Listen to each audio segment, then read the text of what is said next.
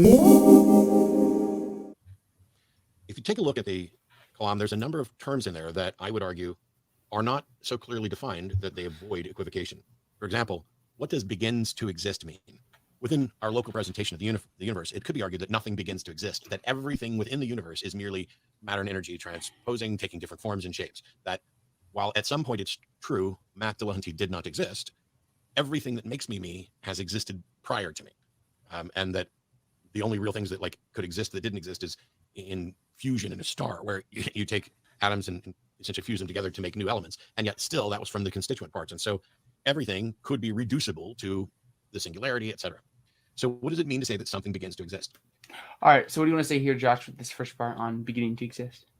Well, I think that this is perhaps a deceptively, perhaps a big problem, because what we see here is that you either stick directly with the Kalam syllogism as what we like to view with William Lane Craig, or do you refer to the Kalam as kind of like the entire Islamic tradition arguing for a first cause? And I think if we're looking at the second part, and that's kind of how I think is a more charitable, or at least the better way to view the Kalam, to just say, well, any argument which is arguing towards a first cause can be labeled as under a Kalam cosmological group of arguments, then I think that it doesn't really matter what do you mean, whether it begins to exist or whether it's a changing state of affair, or you're viewing the entire situation as a state of affair instead of just every individual blocks or individual objects. A lot of different things, there's a lot of different ways you can formulate it, and just that there isn't one wholehearted kind of idea about what it means to begin to exist, or at least in Matt's case, he seems to raise a lot of different possibilities. You can just say, well, yes, maybe that the Kalam doesn't necessarily mean it's wrong. It just means that maybe if you want to take a certain view about the beginning to exist, or the beginning to exist idea,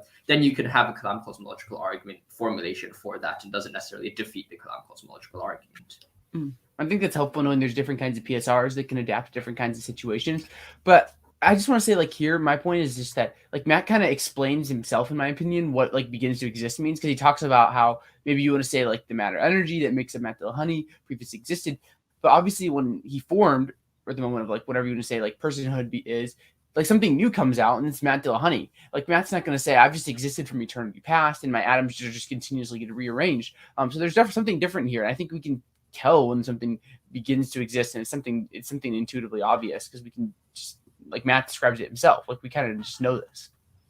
I definitely agree with you, and I think that perhaps to deny this sense of beginning to exist is what William Lane Craig once used to call it. I think it was something like mereological nihilism, the idea that there is only kind of parts instead of there is only kind of materials or atoms in the universe without any parts actually existing. And as a result, under that view, quite an extreme view, then you would say that no such things begin to exist. Perhaps you'll say that, oh, the idea of personhood, identity, or even objecthood is just purely imposition that we add into the world instead of there actually being an object there. So instead of maybe my jug of water and my cup being two different things, they actually aren't things. They're just atoms, and there's actually no difference, like literally between the two, at least in the realm of mereology. So perhaps that could be one of the extreme views which is illustrated by Matt, though I don't think that is at least practical, or at least intuitive, as you have said.